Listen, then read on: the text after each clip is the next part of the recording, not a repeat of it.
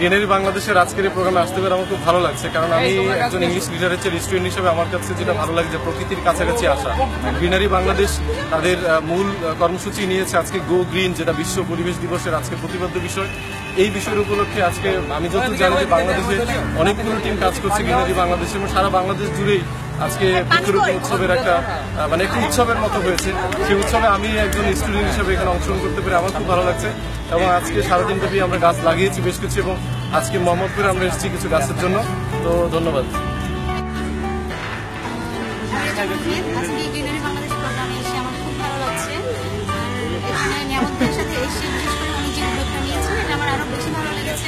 এখানে আমাদের অনেক বড় ভাইয়া এবং আমার ফ্রেন্ডরা সবাই এসে কাজ করতে পেরে এবং গাছ লাগানোর সব বিষয়ে আসলে আমরা খুব এনজয় করেছি।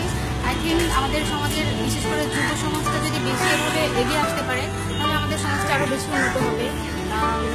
সো আমি আশা করি যেন সবাই এভাবে এগিয়ে আসতে পারে।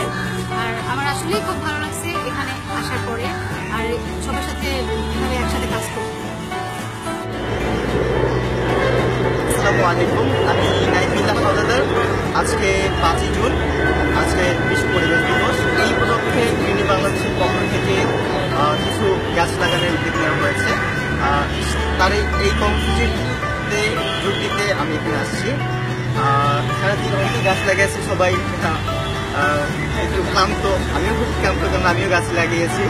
তো খুবই ভালো লাগছে। আমাদের স্বপ্ন কি? বাংলাদেশ তো সবুজ শ্যামল থাকবে। গ্রিনারি বাংলাদেশের স্বপ্ন এটা। সকালবেলা আমরা ঘুম থেকে উঠবো, ঘুম থেকে দেখবো সবুজ চারদিকে, তার মধ্যে হেঁটে বেড়াবো, তার মধ্যে অফিসে যাবো, তার মধ্যে স্কুলে যাবো, কলেজে যাবো। এমনই একটা স্বপ্ন গ্রিনারি বাংলাদেশের। সেই স্বপ্নকে সামনে রাখার জন্য আজকে 5ই জুন কিছু গাছ লাগানোর নেওয়া হয়েছিল এবং সেটি সফল হয়েছে। আমার খুব ভালো লাগছে এখানে এসে। আর কয়েকটা গাছ লাগাতে পেরে আমার নিজেকে খুব মনে হচ্ছে। এবং আমি মনে করি গ্রিনারি বাংলাদেশের এই পদযাত্রা আরো শুধু প্রসারিত হবে এবং এটা কন্টিনিউ করে যাবে। ধন্যবাদ।